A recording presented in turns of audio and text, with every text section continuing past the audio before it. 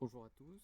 On va ici traiter quelques questions de QCM de ENAC 2019 sur l'optique géométrique, où on va s'intéresser à une lame à face parallèle et à une lentille hémicylindrique, qui sont deux exemples classiques du cours d'optique géométrique sur les lois de Descartes.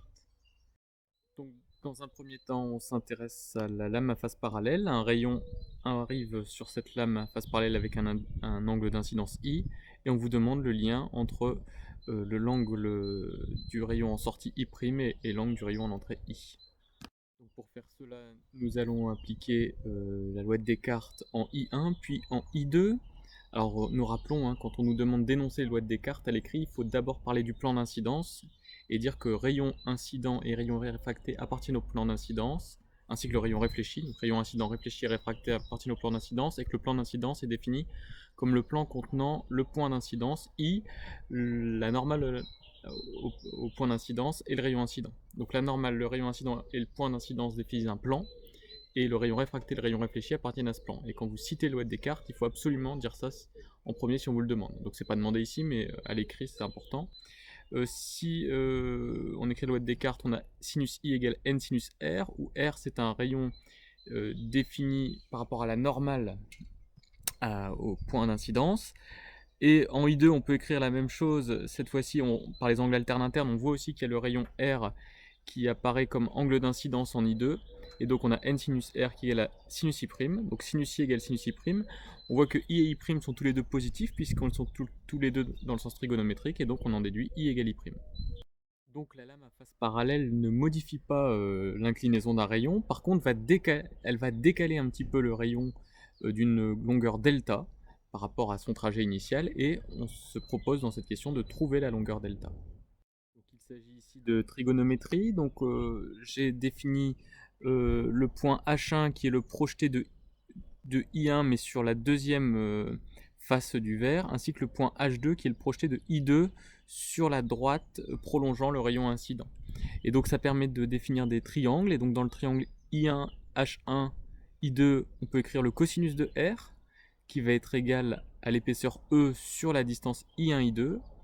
Dans le triangle I1, I2, H2, on a cette fois-ci l'angle I-R que j'ai dessiné en rouge, qui apparaît ici, et qui va être égal à delta sur I1, I2. Et après, en combinant ces grandeurs, en utilisant la formule du sin A-B, sin A cos B moins sin B cos A, on obtient l'expression de delta qui vaut E cos I tangente I moins tangentaire, autrement dit la réponse A. Donc ça, c'est surtout un exercice qui va nous permettre de bien réviser nos formules trigo et d'être efficace sur des problèmes de géométrie. On imagine maintenant un rayon qui serait réfléchi à l'intérieur de la lame et qui fera un aller-retour dans la lame. C'est ce qui est décrit. On demande la durée delta t du trajet supplémentaire que subirait ce rayon dans la lame. Eh bien, on se rend compte en faisant un schéma que le trajet supplémentaire subi par ce rayon est égal à 2 fois la longueur I1, I2. Et comme dans le verre, le rayon lumineux va à la vitesse c sur n, où c'est la vitesse de la lumière dans le vide, on en déduit que delta t c'est 2i1 i2 divisé par c sur n. Alors il faut trouver maintenant i1 i2. Alors on peut l'obtenir en écrivant que le cosinus de r, toujours dans le triangle i1 h1 i2, c'est e sur i1 i2. Donc i1 i2 c'est e sur cos r, et cos r c'est racine de 1 moins sin carré r. Il suffit d'écrire ensuite la loi de Descartes sinus i égale n sinus r pour trouver l'expression de delta t qui correspond à la réponse C. On s'intéresse désormais à la deuxième figure, la lentille hémisphérique à droite, et on nous demande une relation entre D, N et R, N étant l'indice de la lentille, et je vous laisse lire l'énoncé pour les définitions de D et de R. Alors on nous dit ici que le rayon émergent au niveau du point I2 que j'ai dessiné ici est tangent au cercle, autrement dit I2 égale pi sur 2. En fait on est à la limite du phénomène de réflexion totale au niveau de I2, puisque si l'angle I2 devenait supérieur à pi sur 2, fictivement, ça veut dire qu'il n'existerait pas de rayon réfracté, et que tout le rayon incident serait réfléchi. Donc ici on va se placer dans le cas limite de réflexion totale, où l'angle réfracté vaut I2 égale pi sur 2. On écrit les lois de Descartes, on en déduit que sinus I1 vaut 1 sur n. Or, sinus I1 c'est aussi D sur R, ça on le voit si on se place dans le triangle I2C, et on en déduit donc que D égale R sur N, qui est la réponse B. Alors, il nous reste maintenant à déterminer la longueur CA représentée sur le schéma. Donc il s'agit encore ici de relations trigonométriques à écrire. On peut remarquer que l'angle I1 se retrouve à plusieurs endroits sur le schéma. Et donc on est toujours dans le cas où I2 vaut pi sur 2, donc sinus I1 égale 1 sur n.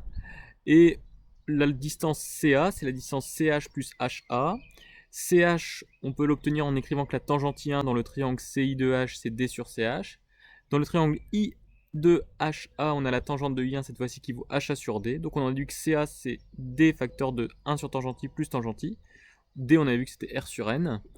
Et en remarquant que la tangente de I, c'est aussi le sinus sur le cosinus de I, et que le sinus de I valait 1 sur N, on en déduit que la tangente de I, c'est 1 sur racine de n carré moins 1, et que CA est égal à Rn sur racine de n carré moins 1. Alors au passage, on pourrait croire que A, c'est le foyer finalement de la lentille, puisqu'on a un rayon qui vient de l'infini qui converge vers A sur l'axe optique.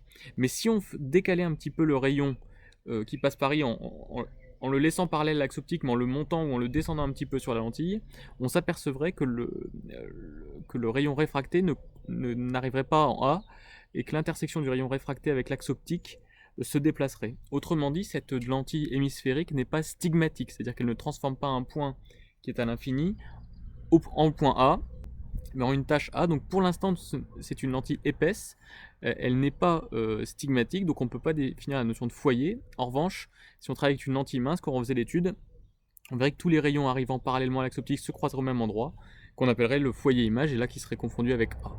Mais là en tout cas, on ne peut pas dire que CA c'est la focale, en raison du fait que si on prenait un rayon à une distance inférieure à D, il ne passerait pas par le point A.